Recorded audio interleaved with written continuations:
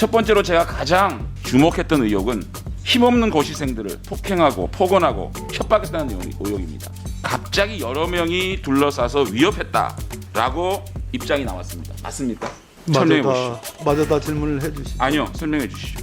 그들에게 폭언하고 폭행하고 겁박하는 것이 개인정보법 운운하는 것이 박범계 후보자가 살아온 약자를 위한 정치인입니까?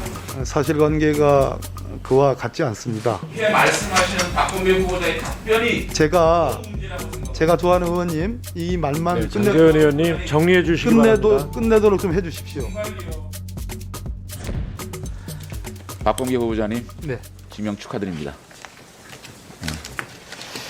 청문 기간 중에 이렇게 쏟아져 나오는 의혹들 뭐 보니까 10가지가 좀 넘더라고요.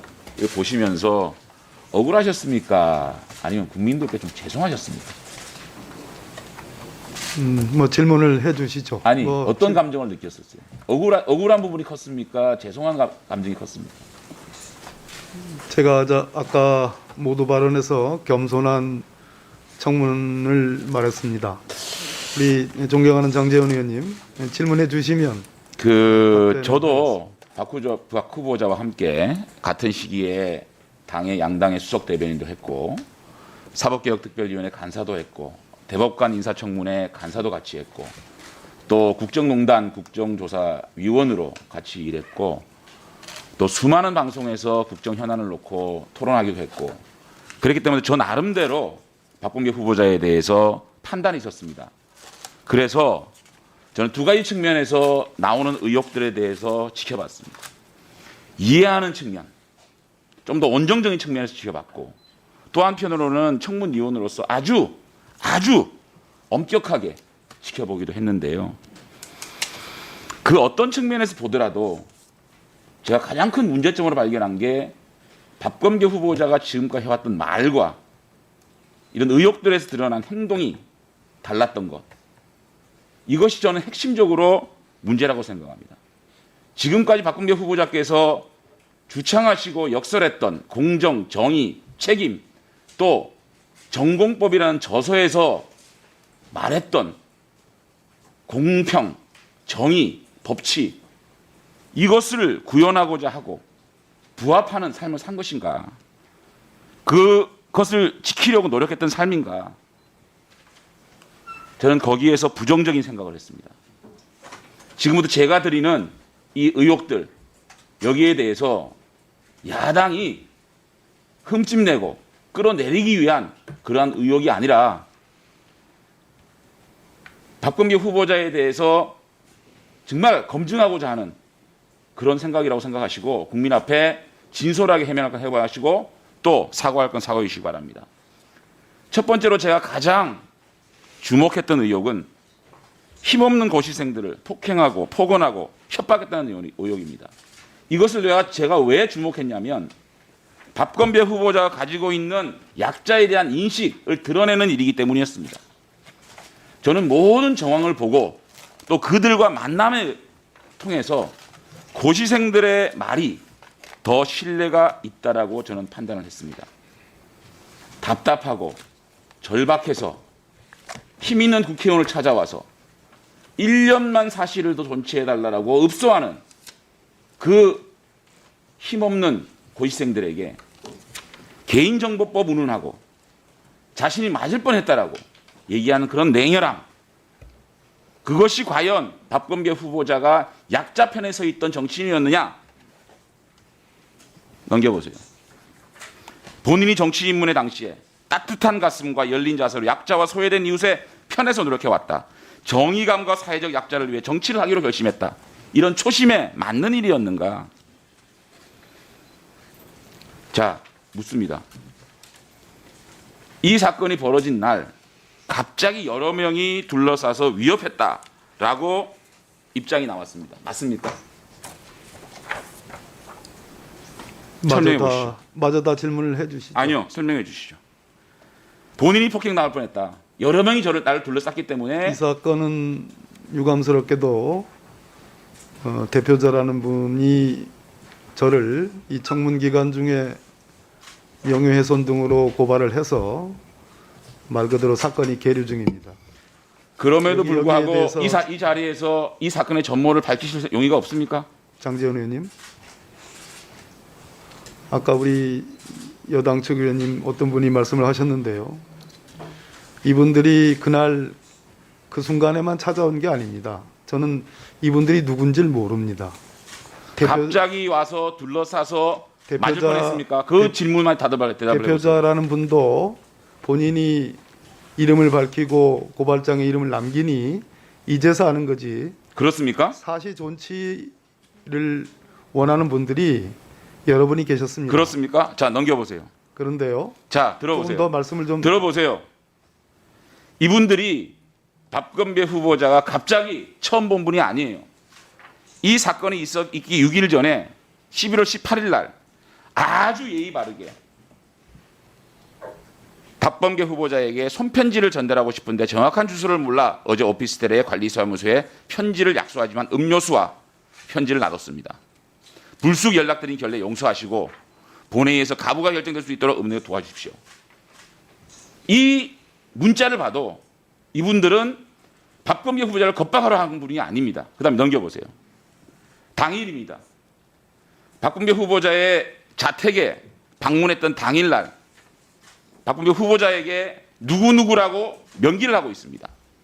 손편지의 주인공인 사법수험원 한 명이 오늘 꼭 의원님께 말씀드리고 싶다는 게 있어서 저녁부터 의원님 당산 자택 앞에서 무작정 기다리는 거 하길래 의원님께 미리 알려드리는 게 예의 같아서 이렇게 알려드립니다. 박범계 후보자에게 직접 이렇게 예의 바르게 방문해서 자신의 얘기를 들어달라라는 간절한 문자를 보냈습니다. 그 다음에 당일 23일 날 오후 12시 54분에 6분 48초 동안 의원실의 남성 보좌진과 자신의 이름을 밝히고 통화를 해서 집에 가서 기다리겠습니다라고 얘기했고, 그 다음에 1시 12분에 3분 20초 동안 신원확인을 요구하는 여성 보좌진에게 이름을 얘기하면서 자신이 가서 기다리고 박범계 후보자를 만나고 싶습니다. 이렇게 간절하게 박범계 후보자를 만나기 위해서 문자도 하고 전화도 했습니다. 저녁에 박범계 후보자가 그 자리에 나타났습니다. 그들에게 폭언하고 폭행하고 겁박하는 것이, 개인정보법 운운하는 것이 박범계 후보자가 살아온 약자를 위한 정치인입니까?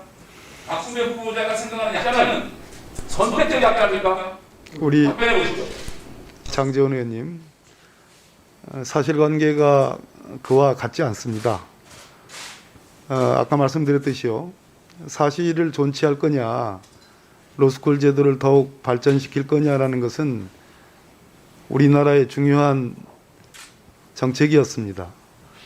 그분들의 생각이 딱하고 정말로 저 자신이 가슴 아프게 생각하는 면이 있었습니다. 그렇기 때문에 한때 같은 법사위원이었던 오신환 의원님과 함께 임시적으로라도 사실을 어떻게 할 방법이 없을까라는 그런 논의조차도 했습니다.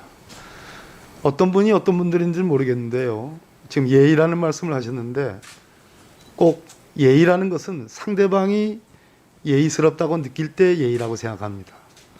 제 숙소 당산동에 있는 오피스텔의 밤 10시에 아시다시피 제가 등치가 크지 않지 않습니까? 저보다 훨씬 큰 등치의 청년들 대여섯 명이 밤 10시에 나타났습니다. 저는 그때 제 주소가 이걸 어떻게 알았지 하는 생각이 들었습니다. 그 사정 말고요, 의원님. 그렇게 말씀하시는 박범계 후보자의 답변이 제가 문제라고 생각합니다. 제가 좋아하는 의원님 이 말만 네, 장재원 의원님 정리해 주시기 바랍니다. 끝내도록 좀 해주십시오. 정말요. 제 집에 10시에 오죽 답답하고 오죽 급박하고 오죽 절박하면 자기의 말을 하기 위해서 의원님, 그 후보자를 찾아왔는데 후보자께서 그 얘기를 좋습니다. 경청하고 들어주면 안 되겠습니까? 좋습니다. 좋습니다. 그것이 박범계가 얘기하는 약자편에서 정치인 그런데요, 제가 없는 제 대전집 아파트에 밤에 제 안에 혼자 있는데 밤에 초인종을 눌러서 대여섯 명의 사시 존치생 주장하는 분들이 나타났다 합니다.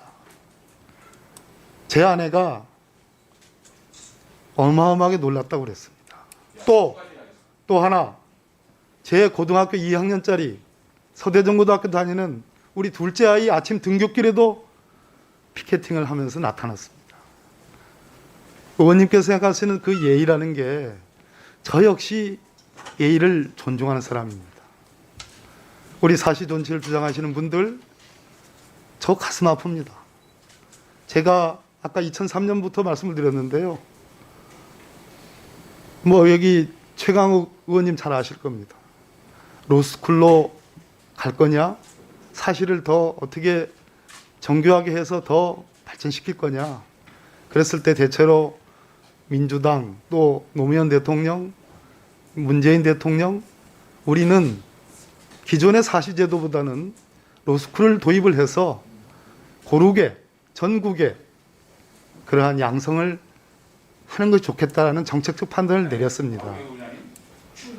그렇기 때문에 박범계 후보자가 그렇게 감성적으로 말씀을 하시면 사시 정치를 위해서 절박한 마음으로 밤에 후보자의 숙소를 찾아갔던 그 도시생들에 대해서 표면한 발언을 하고 있는 겁니다. 그들이 마치 불안당처럼 국민을 깡처럼 대하는 지금 말씀이세요. 나에게 하지 때문에 그들에게 불만밖에 없었다. 그런 논리는요. 그들의 절박함을 박범계 후보자가 한다면 그 자리에서 따뜻하게 너와나는 보고 그들에게 다음에 의원님간에 와라 라고 약속하고 좀 보내냐 그것이 국회 의원가 아니냐 이 지시를 하고 있는데 지금 사시범 최생님 네, 장재현 의원님. 예의 없이 무조건 찾아왔다 이렇게 말씀하시는 거 아닙니까? 네, 충분히 있는 겁니다. 네, 장 의원님 그리고 후보자께 모두 말씀드리는데요. 지금 우리가 한 의원님께 7분을 드리고 있습니다. 그 안에 질의와 답변을 모두 맞춰달라는 뜻인데 이렇게 첫 질의사서부터 시간을 어기기 시작하시면 아마 오늘 하루 종일에도 순서가 못 끝나지 않을까 싶습니다. 그러니까 시간을 좀 엄수해 주시고 질문하시는 의원님들이 이제 그 의혹이 많으시기 때문에 후보자의 답변을 채 못 듣는 경우가 있습니다. 근데 후보자께서 꼭 이거는 뭐 답변을 해야 되겠다라고 하는 경우에 제가 아주 예외적으로 짧게 시간을 드리겠습니다. 그 안에 먼저 이 시간 요청을 하시고 위원장의 허락을 받아서 답변을 해주시기 바라고요. 시간이 그 종료되면 질의하시는 위원님이나 답변하시는 후보자 모두 그 이 발언을 중지해 주시기 바랍니다. 네.